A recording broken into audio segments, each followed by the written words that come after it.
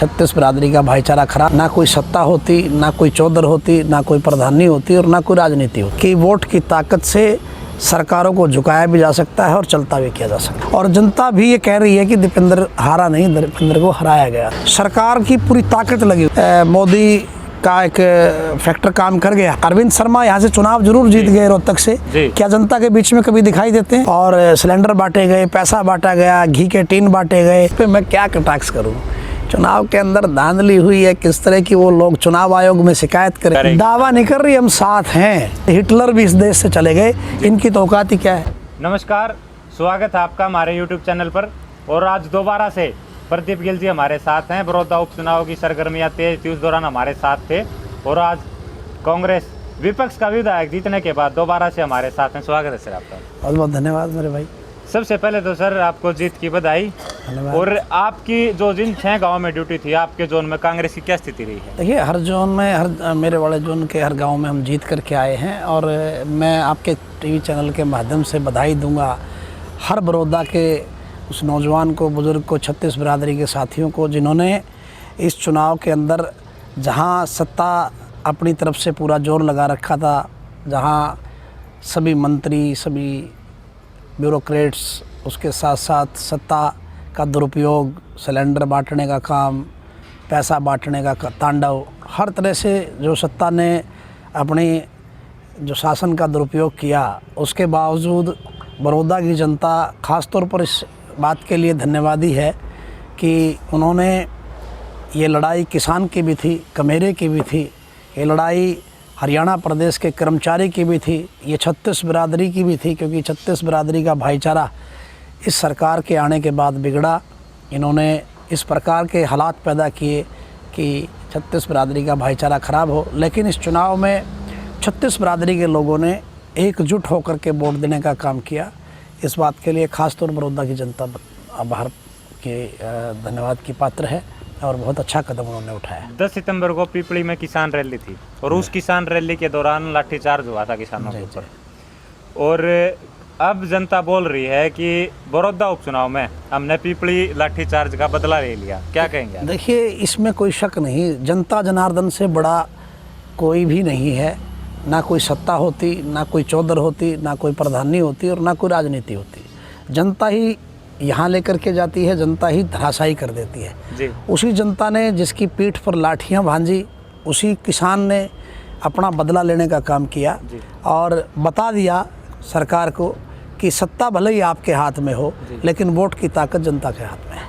क्या बड़ौदा का उपचुनाव जीतने के बाद आपकी पार्टी और मजबूत हुई है? इसमें तो कोई दोराई नहीं कि जब आमतौर पर आप टीवी चैनल के माध्यम से सुनते और देखते भी, पढ़ते भी हो कि सरकारों के उपचुनाव हुआ करते हैं, सरकार धन बल का प्रयोग करके, सत्ता का प्रयोग करके अक्सर ये सीटें हथिया लिया करती है। लेकिन इस बार वो सब धन बल और जो भी सरकार ने ओछे हथकंडे अपनाए, उनको सबको दरकिनार करके बड़ौदा की जनता ने ये बता दिया है कि वोट की ताकत से सरकारों को झुकाया भी जा सकता है और चलता भी किया जा सकता है। आपकी पार्टी के 2 प्रमुख नेता दीपेंद्र सिंह हुड्डा और भूपेंद्र सिंह हुड्डा पीछे लोकसभा चुनाव में रोहतक और सोनीपत की दोनों सीटें हार गए थे, और जबकि विधानसभा की सीटें वो जीत रहे थे। तो मतलब उस टाइम लग रहा था कि पार्टी ऊपर से कमज़ोर हो चुकी है, लेकिन अभी ये सीट जीतने के बाद आपको क्या लगता है कि दोबारा से आप मजबूत स्थिति में आ गए? ना तो पार्टी उस दिन कमज़ोर थी, ना आज कमज़ोर है। पार्टी कमज़ोर नहीं थी, लेकिन जिस प्रकार से पूरे देश और प्रदेश के अंदर किस तरीके से चुनाव लड़ा गया, बीजेपी ने कहाँ किस तरीके से चुनाव को मैनेज किया, और भाई दीपेंद्र का तो किस तरीके से आपको किस टाइम डिक्लेयर किया गया, रात के 5 बजे 4 बजे तक भी गिनती चलती रही, किस तरीके से उसमें किस तरह का तांडव हुआ आपको अच्छे से पता है, क्योंकि आप इस ज़िले से संबंध रखते हैं, रोहतक से संबंध रखते हैं। और जनता भी ये कह रही है कि दीपेंद्र हारा नहीं, दीपेंद्र को हराया गया था।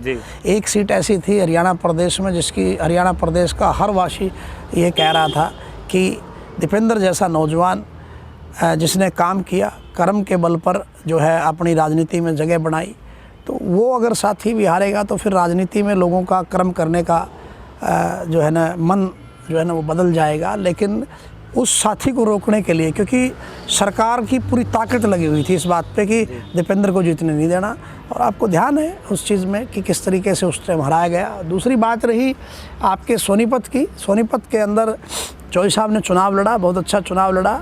आपको पता ही है कि चुनाव हार या जीत का दो पहलू तो हैं ही हैं, लेकिन ऊपर जिस प्रकार से मोदी का एक फैक्टर काम कर गया जी, उससे वो लोग जीत करके आ गए। नहीं तो रमेश कौशिक से आप जा कर के पूछ लो उस सोनीपत की जनता से कि जो रमेश कौशिक की क्या छवि थी, क्या सिस्टम था और कितना उसने काम किया जी, और कितना लोगों के बीच में रहा और कितना अभी रह रहा है जी। लेकिन वो किस तरीके से क्या रंग दिया गया पार्टी बीजेपी की तरफ से, वो सब आपसे अवगत है। और मैं तो यही कहूँगा कि ऐसे लोगों को चलता करना चाहिए। अरविंद शर्मा यहाँ से चुनाव जरूर जीत गए रोहतक से, क्या जनता के बीच में कभी दिखाई देते हैं? क्या आपके कैमरों में कभी आते हैं? क्या कभी किसी गांव में, कस्बे में जाकर के लोगों का दुख सुख पूछते हैं? एक हरियाणा का नौजवान दीपेंद्र हुड्डा, जिसने लगातार जब वो सांसद थे बहुत बड़ी बड़ी परियोजनाएं यहाँ ला करके इस रोहतक, झज्जर, सोनीपत की दिशा और दशा दोनों बदल दी जी। और मैं कहता हूँ रोजगार तो जहाँ सरकारी तो मिलते ही हैं, इसके साथ साथ जिस क्षेत्र में डेवलपमेंट होता है वहाँ पर हज़ारों लोगों को वैसे ही रोजगार मिल जाता है। आपके यहाँ कहीं किसी ने इंस्टीट्यूट खोला हुआ है, किसी ने पीजी खोले हुए हैं, किसी ने जो है ना होटल्स बना लिए हैं, किसी ने कुछ कर लिया है, बहुत सारे रोजगार उसके साथ और डेवलप हो गए हैं। बड़ौदा उपचुनाव के दौरान आखिरी दिनों में एक सरगर्मियां बहुत तेजी से थी कि पूर्व में सहकारिता मंत्री रहे मनीष ग्रोवर और एक रमेश नाम के हिस्ट्री शीटर ने मदीना गांव के बूथ नंबर 176 को कैप्चर करने का प्रयास किया और कांग्रेस की तरफ से उसकी शिकायत इलेक्शन कमीशन को की। सच्चाई क्या है इस चीज़ की? देखिए, बिल्कुल सत्य है। और ये नहीं, हमारी पार्टी ने चौधरी भूपेंद्र सिंह हुड्डा जी ने भी जो है ना चुनाव आयोग को बाकायदा शिकायत भी करी कि इन्होंने एजेंसियों से सीधे जो है सिलेंडर लोगों को बांटने के लिए जो है अपना एक सिस्टम बना रखा था और सिलेंडर बांटे गए, पैसा बांटा गया, घी के टीन बांटे गए, जहाँ जिसको जो ज़रूरत थी वो चीज़ें बांटी गई। नहीं, ये तो अलग चीज़। और बूथ कैप्चर करना उस टाइम की अलग। देखिए, बूथ कैप्चर करना भी ये तो आपने देखा ही था, रोहतक के अंदर भी किया था उन्होंने ऐसा ही दीपेंद्र के चुनाव के दौरान वहाँ पर भी किया। लेकिन चाहे कुछ भी कैप्चर कर लिया, कैप्चर तो करने की कोशिश कर ली लेकिन हार तो गए ना जी, फिर भी हम चुनाव जीते। इससे बड़ा और तमाचा क्या लगेगा बीजेपी के मुंह? बड़ौदा उपचुनाव से ठीक पहले और बड़ौदा उपचुनाव के दौरान सरकार की तरफ से बड़ौदा के लिए काफ़ी घोषणाएं की गई जी।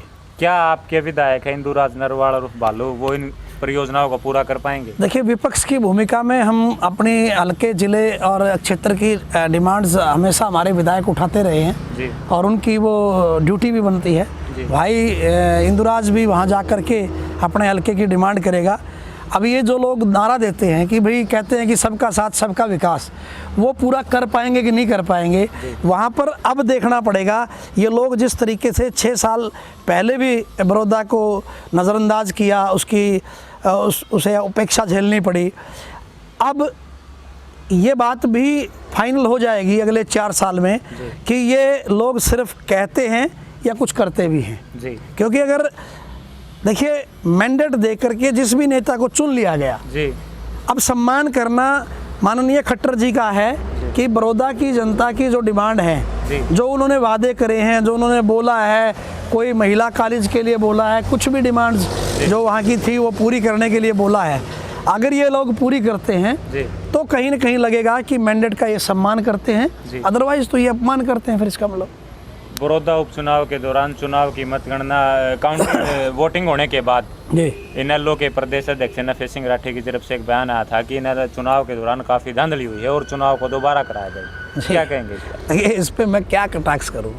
चुनाव के अंदर धांधली हुई है किस तरह की, वो लोग चुनाव आयोग में शिकायत करें जी।